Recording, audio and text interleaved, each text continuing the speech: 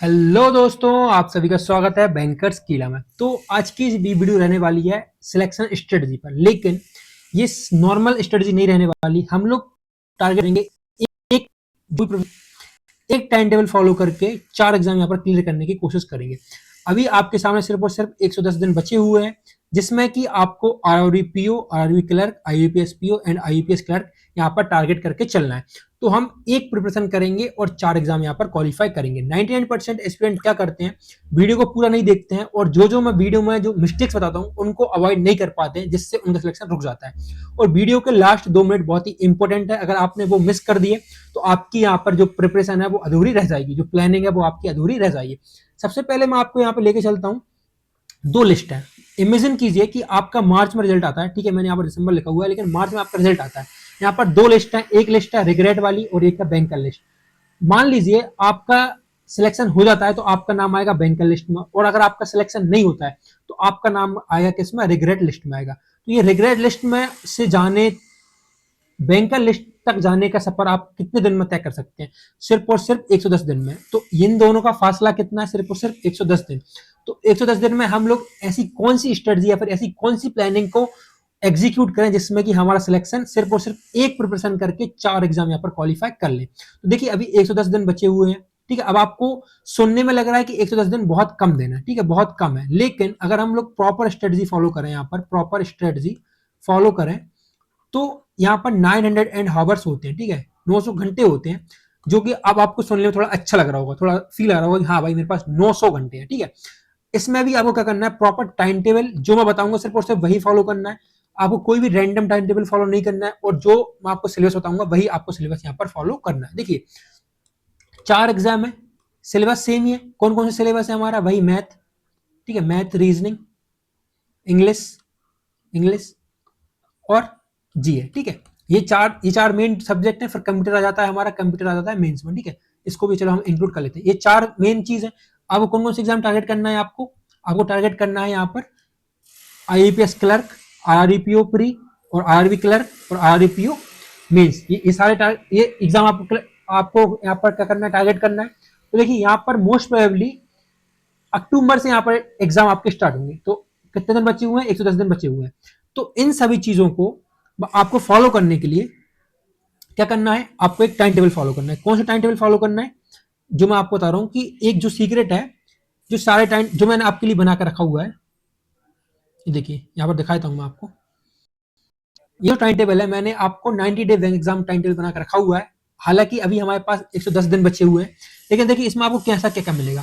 सबसे पहले आपको एक कॉन्ट्रैक्ट साइन करना है अपने आप से कि I will follow this plan daily without experience, मतलब कि मैं डेली डेली ये टाइम टेबल फॉलो करूंगा अगर मुझे सिलेक्शन लेना है। इसमें आपको सिग्नेचर करने हैं यहाँ पर, जैसे कि मेरे सिग्नेचर यहाँ पर है तो मैं कर देता हूँ, फिर डेट लिखनी है, ठीक है।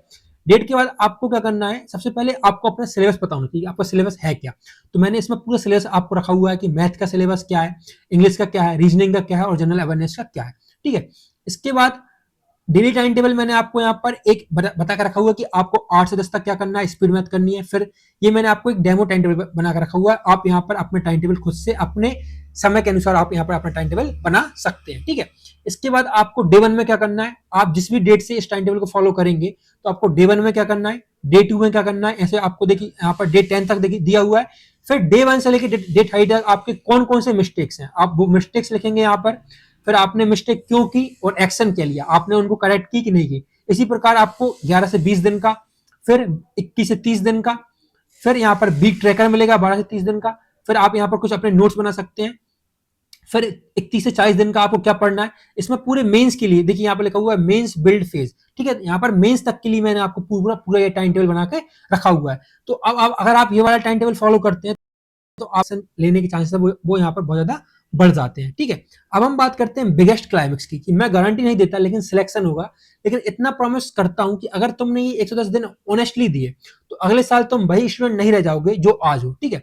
अब फाइनल मोटिवेशन क्या रहेगा आपका, कि जो कैंडिडेट है वो फेल क्यों होते हैं, वो क्या करते हैं, सिलेबस को सिर्फ स्कैन करते रहते हैं। भाई सिलेबस एक ही है, जो मैंने बता दिया ना वही सिलेबस है, आपको सिर्फ सिलेबस एक बार देखना है और पढ़ना चालू करना है। जीरो मॉक एनालिसिस, मतलब कि वो मॉक तो देते हैं, ठीक है, मॉक देते हैं लेकिन उसका एनालिसिस नहीं करते हैं। और फिर मिस्टेक 3 क्या है कि रैंडम टाइम टेबल, कोई भी टाइम टेबल यहाँ पर फॉलो करते हैं। जो मैंने आपको टाइम टेबल बताया वो मैंने आपको एग्जाम कैलेंडर के अकॉर्डिंग बताया है और जो ऑफिशियल सिलेबस है उसके अकॉर्डिंग मैंने वो टाइम टेबल बताया है कि आपको कौन से दिन में क्या करना है। प्रॉब्लम क्या है, एग्जीक्यूशन की प्लानिंग है और प्लानिंग है, ठीक है। तो मैंने आपके लिए प्लानिंग भी कर दी और सिर्फ आपको क्या करना है, आपको करना है सिर्फ एग्जीक्यूशन। प्लानिंग मैंने आपके लिए कर दी है यहाँ पर, ठीक है। अब हम बात करते, ये मैंने देख लिया आपका अगस्त में कौन सा रहेगा, फाउंडेशन फेज रहेगा। इससे सितंबर में आपको सिर्फ और सिर्फ स्पीड बिल्डिंग करनी है। अक्टूबर में आपको एक्यूरेसी लेके आनी है और थोड़े बहुत मेंस के यहाँ पर टॉपिक को टच करना है। फिर लास्ट में क्या रहेगा, आपका एग्जाम सिमुलेशन रहेगा, मतलब कि आपको फुल लेंथ मॉक टेस्ट देने हैं।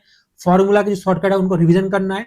आपको एक मंत्र आपको यहाँ पर याद रखनी पड़ेगी, कौन सा मंत्र है, लर्न, ठीक है, लर्न, फिर रिवाइज,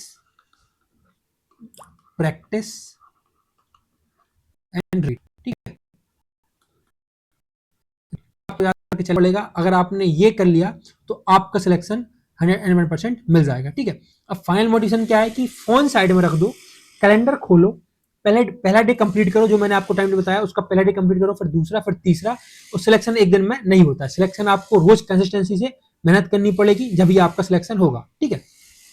अब आज से एग्जैक्टली कुछ महीने बाद रिजल्ट आएगा तो एक तरफ आपको एक कांग्रेचुलेशन मैसेज मिलेगा कि हाँ भाई मैंने ये रोज फॉलो किया था और मुझे ये टाइम टेबल मिल चुका था। तो मैंने आपको यहाँ पर क्या बताया कि 10 घंटे नहीं पढ़ना है आपको, टॉपर रोज 10 घंटे नहीं पढ़ता, ठीक है। आपको जो मैंने बेस्ट स्टडी बताई ना वो फॉलो करनी है, ठीक है। जिसमें कि स्पीड मैथ बहुत ज्यादा इंपॉर्टेंट है। अगर आप स्पीड मैथ को यहाँ पर कर ले गए तो आपका यहाँ पर पूरा काम हो जाएगा, ठीक है। स्पीड मैथ आप कर ले गए तो पूरा काम आपका हो जाएगा। अब आपको क्या करना है कि सबसे पहले अगर आप हाईली मोटिवेटेड हैं तो कमेंट में लिखिए 110 डे चैलेंज, ठीक है। कमेंट में लिख दीजिए आप मुझे 110 चैलेंज एक्सेप्टेड, ठीक है। और अगर तुम सच में सिलेक्शन चाहते हो तो कल से नहीं, आज से शुरू करो।